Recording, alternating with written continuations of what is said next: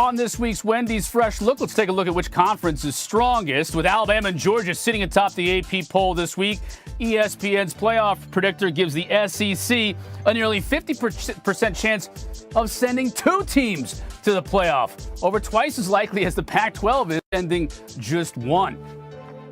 All right, so we're about a quarter of the way through the college football season. I have some questions that absolutely need to be answered. First of all, if we all agree that the SEC is number one, Ach, who's the number two conference right now?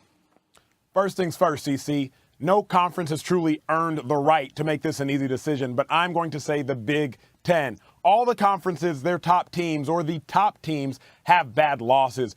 But the Big Ten, they still have Ohio State, which just had a huge win over TCU. They still have Penn State, which is undefeated. Wisconsin has a bad loss, but they still look good. Michigan has a loss to Notre Dame, but they still look solid. And more than anything, when I look at the other conferences, they just don't deserve to be put there either. So I'm going with the Big Ten, mainly because of these two teams, Ohio State and Penn State.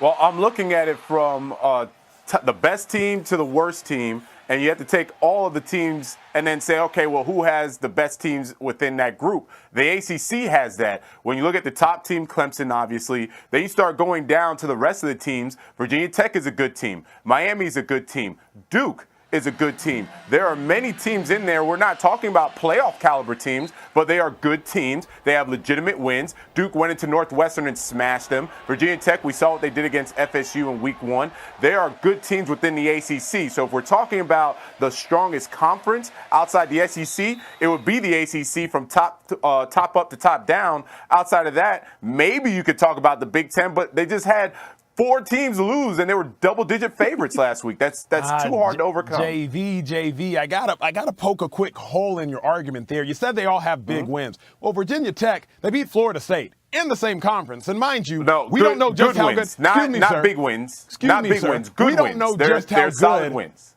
What we know now is Florida State's not a very good football team. We know now Miami is still TBD. Clemson's a great team. I wish we saw NC State play West Virginia last week. If NC State would have played WVU and won, I'd rock with you on the ACC. But right now, outside of Clemson, everybody to me is suspect. Virginia Tech, I think, is good. But if Florida State's as bad as we think, that win means nothing.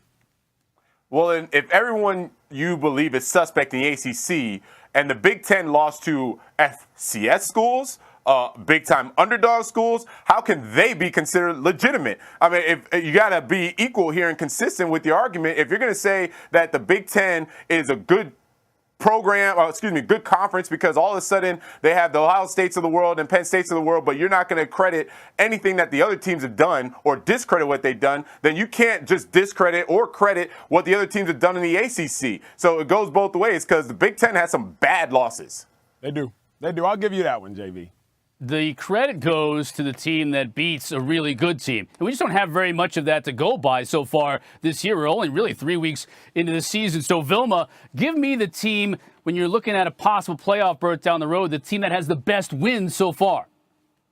LSU has the best win so far on the road against Auburn, who beat Washington on a neutral site. Washington was supposed to be the savior for the Pac-12 in the preseason. They would run through the schedule. They would run through the Pac-12. And they would possibly be in the playoffs. And Auburn beat them. LSU beating Auburn by our football logic now says that LSU is better than Washington. Up until we get later into the season, we see what happens. But the interesting side is if both teams go in with one loss, and you have a Pac-12 winner in a Washington, and who knows where LSU shakes out, that is very important looking back at this part of the season, who beat who. I'm with Vilma for once. It is LSU. But you know what's even harder than beating a really good team? Beating a really good team in week 1. And that's what LSU did when they beat the Miami Hurricanes. Why? Because not only did they have to do it in week 1 when Miami had 9 months of preparation, Miami was upset because they had lost their last game of the season, and it was at a neutral site. LSU has the biggest win of the season, but it's not necessarily just that Auburn win. To me, it was that devastating win for Miami Hurricane fans. Are you now on TV admitting that Miami's a really good team? Because we've had many conversations where you said that they weren't good.